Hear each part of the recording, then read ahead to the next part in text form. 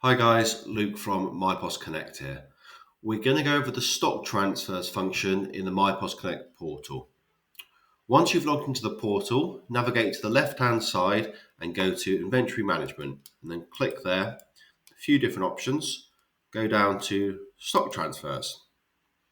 Once you click on Stock Transfers, you'll be able to see all of the previous transfers made on this database.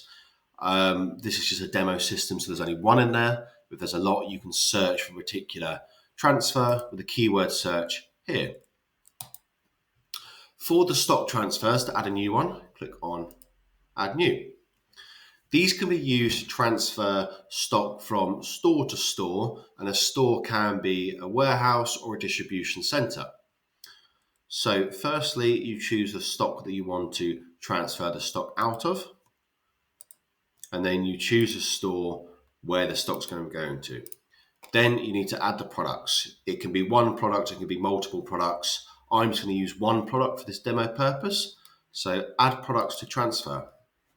And then to search for the products, you can either search for the product code here or the product name here, or you can search for the classification. So I'm going to click on drinks, and then it will show me all of the products within that classification. I'm going to choose Coke.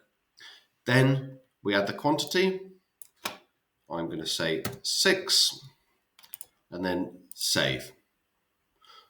And now you can see here it's in the stock transfers list.